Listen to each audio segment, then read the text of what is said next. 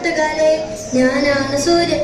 ഈ വിദ്യാലയത്തിലേക്ക് പ്രകാശവും ഊഷ്മളതയും നൽകുന്നത് ഞാനാണ്. സൂര്യൻ, പൂക്കളിൽ നിന്നും ഏറ്റവും രുചികരമായ തേൻ കണ്ടെത്താൻ നിന്റെ പ്രകാശം എന്നെ സഹായിക്കുന്നു.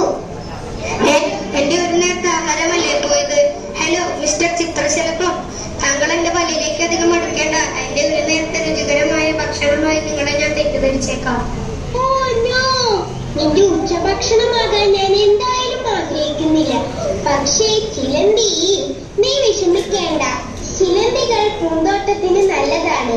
അവ മറ്റു പ്രാണികളെ നിയന്ത്രിക്കാൻ സഹായിക്കുന്നു. ഹായ്, നീ ഇവിടെ എന്തെടുക്കുക? ഹായ്, ഞാനാണ് കുഞ്ഞിപ്പുഴു. ഞാൻ ഇവിടെ മണ്ണിനടിയിലല്ലേ. താഴെ വീഴുന്ന ഇലകളും മറ്റും ചെടികൾക്ക് വളരാൻ ആവശ്യമായ പോഷകങ്ങളാക്കി മാറ്റുന്നത് ഞങ്ങളല്ലേ. അതേ കുഞ്ഞിപ്പുഴു, നീ ഒരു നല്ല ജോലിയാണ് ചെയ്യുന്നത്. എന്നെ നോക്കൂ, ഞാൻ സസ്യങ്ങളെ ദോഷകരമായി ബാധിക്കുന്ന പ്രാണികളെ കഴിക്കുന്നു. ഇവിടെ എല്ലാവർക്കും അവരവരുടേതായ പങ്കുണ്ട്. ഓ, നിങ്ങളൊക്കെ വലിയ ജീവനുള്ള ആൾക്കാര്. പക്ഷേ എന്നെ മറക്കരുത്. എനിക്ക് നിങ്ങളെ പോലെ ജീവനില്ലായിരിക്കാം. പക്ഷെ നിങ്ങളെല്ലാവരും നിലനിൽക്കുന്നത് എങ്ങനെയാണ്, അല്ല ജലത്തുള്ളി? അതെ, പക്ഷേ നിങ്ങൾക്കെല്ലാവർക്കും ഞാൻ കൂടിയേ തീരൂ. ചെടികൾക്ക് വളരാനും എല്ലാ ജീവജാലങ്ങൾക്കും നിലനിൽക്കാനും ജലം അത്യാവശ്യമാണ്. അപ്പോൾ ഞാനില്ലെങ്കിൽ നിങ്ങളൊക്കെ എന്ത് ചെയ്യും? നിങ്ങളെല്ലാവരും ശ്വസിക്കുന്നത് എന്നെയല്ലേ? അപ്പോ ഞാനല്ലേ ഈ ഉദ്യാനത്തിലെ കേമൻ? എന്താ കുഞ്ഞിപ്പിള്ളേ, നീ മാത്രം ഒന്നും മിണ്ടാത്തത്? നിനക്കൊന്നും പറയാനില്ലേ? ഓ, ഞാനെന്ത് പറയാനാ? ഞാനൊരു കുഞ്ഞല്ലേ.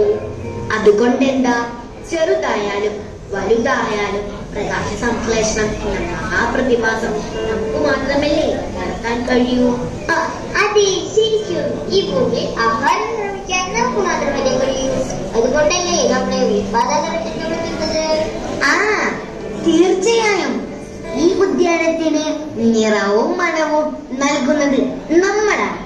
ഇവിടെയുള്ള ജീവികൾക്ക് വേണ്ട ആഹാരം തേനായും ഇലയായും വിത്തായും പഴങ്ങളായും നമ്മളല്ലേ കൊടുക്കുന്നത്? അത് മാത്രമോ, എല്ലാവർക്കും ശുദ്ധവായുവും തണലും അഭയവും നൽകുന്ന നമുക്കിവിടെ വലിയ പങ്കുണ്ട്. പക്ഷേ നമുക്കിതൊക്കെ ചെയ്യാൻ സൂര്യന്റെ ഊർജവും മണ്ണും വായുവും ഒക്കെ വേണം. ഇവിടെ എല്ലാവർക്കും അവരവരുടേതായ പങ്കുണ്ട്. അതെ, നമ്മൾ പരസ്പരം ആശ്രയിച്ച് ഒരുമിച്ച് നിൽക്കുമ്പോൾ മാത്രമാണ് ഈ ഉദ്യാനം ജീവസുറ്റതാകുന്നത്.